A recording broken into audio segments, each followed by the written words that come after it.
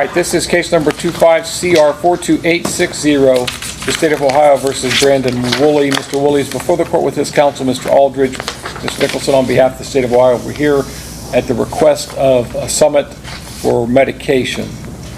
Ms. Nicholson? Your Honor, yes, I do have a copy of the report that we will submit, and then I would call Dr. Jared Warren. Doctor, come on up.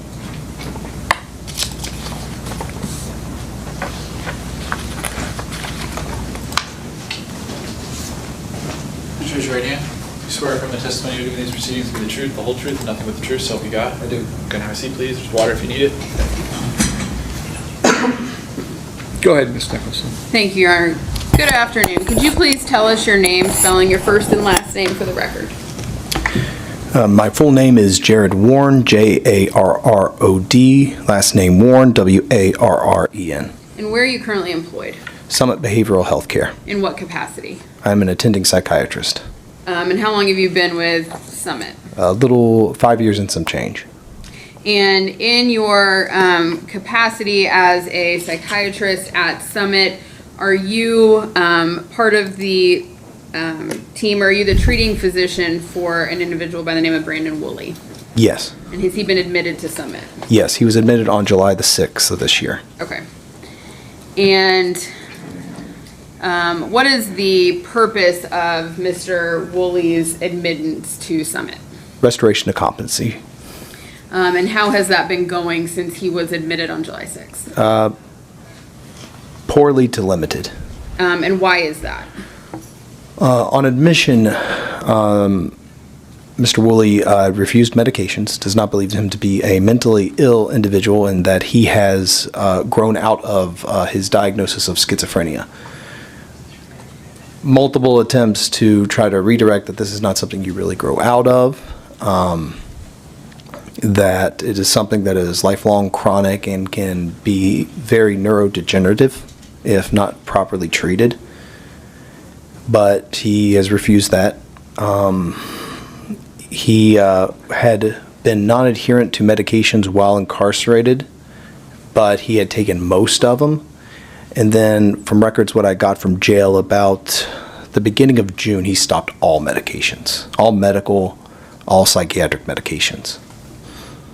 And was that on the advice of from what you could tell from the records, a physician, or was that Mr. Woolley's choice? It was his choice. And do you believe, is it your professional opinion, that you are able to successfully treat Mr. Woolley and work towards restoring him to competency if he is not properly medicated? If he is not properly medicated, no. And do you believe, based on the kind of his lack of awareness of his mental illness, that he is in a position to make those decisions for himself at this time? He is not in the position to make those decisions. Did you provide a letter to the court kind of outlining why you believe medications were appropriate, and then outlining the medications that you would attempt with Mr. Woolley? Yes. I'm going to show you that. I will mark it as States 1, or if it wants to be Court 1, but... Let's make it as court one. Okay. And just look at that, and is that the letter that you prepared? Yes, this is it. This is it. Okay. And so I know on page 2 and then into page 3 and 4 of that letter, there is a long list of medications. That is correct. And it would not be your position that Mr. Woolley is going to take all of those medications. Is that correct? No. What is the purpose in listing all of these medications? The purpose of listing these medications is to provide a list of medications for the court, so that if a medication were to have no or even just a partial effect for symptom remission or control, that we don't have to come back to the court to petition the court again for another medication. Is it your goal to find the medications that work best for Mr. Woolley? Yes. And how would you go about doing that? Well, we looked at his history. He was with us in 2021 and on a medication called Abilify Maintena, and then most recently he was on from Northwest Ohio Behavioral Health Care in Toledo, where he was restored to competency with medications. He was on Haldol, Zyprexa, and Depakote. The theory or the working clinical decision here is that if there is a presence of a second-generation antipsychotic, I can avoid polytherapy, just have one agent, which is why I want to go initially with medication called Invega, which comes also in a long-acting injectable to help maintain adherence. So with that, hopefully we will get symptom remission, and I don't have to add any other medications. But from prior hospitalizations, he's required multiple medications, including mood stabilizers, first and second generation antipsychotics. And if Mr. Woolley were to have some adverse reaction to any of those or not respond to those, you would not continue with those, you would switch and try to find something that would work. That's correct. That's correct.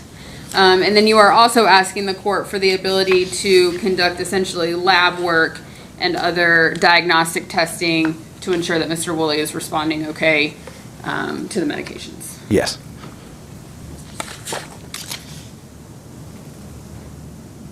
Your Honor, I have no further questions. Mr. Aldridge? Thank you, Your Honor.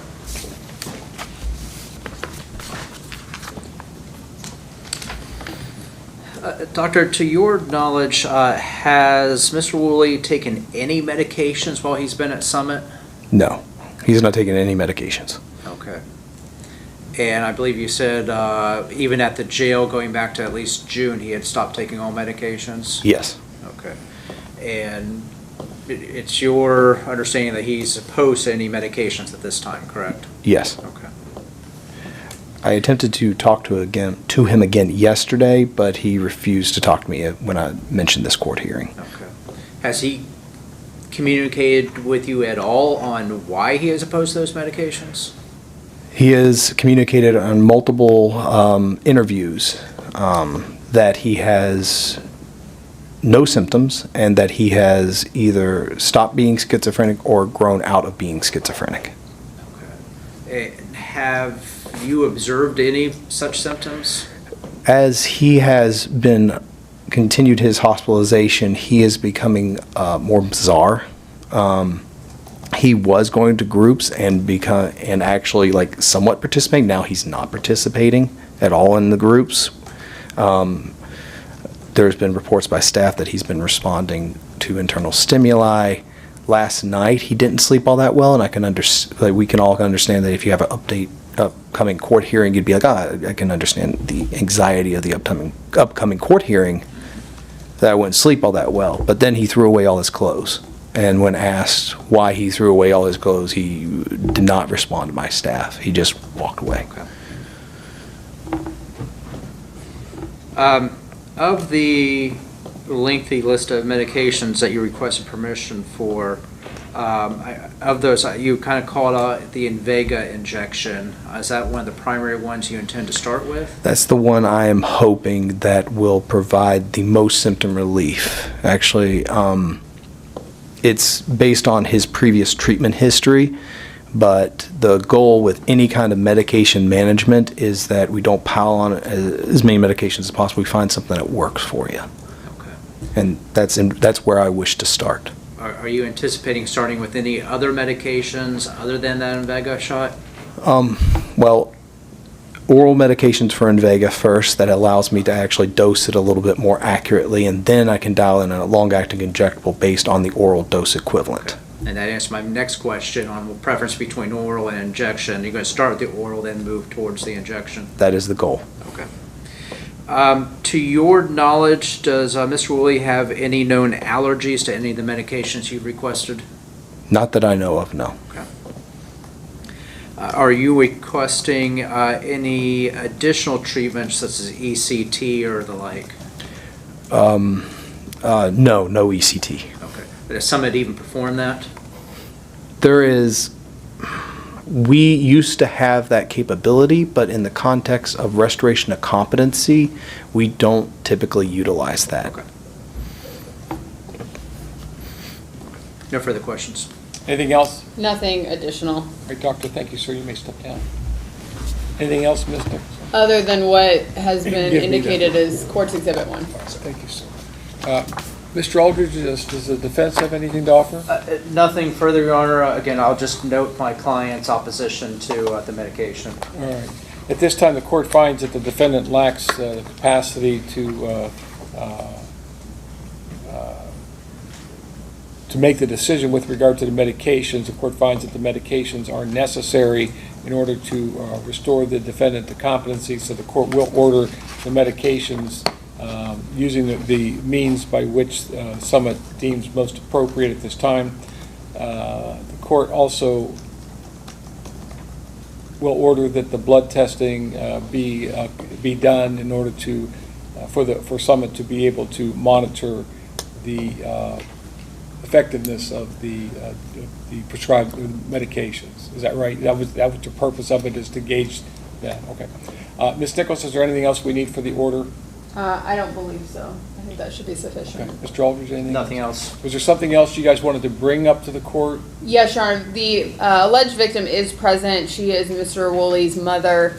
She would like the no contact order modified so that they can have phone contact. She is trying to manage some of his financial and insurance affairs and needs to be able to speak with him regarding that. Does the defense have any objection? No objection.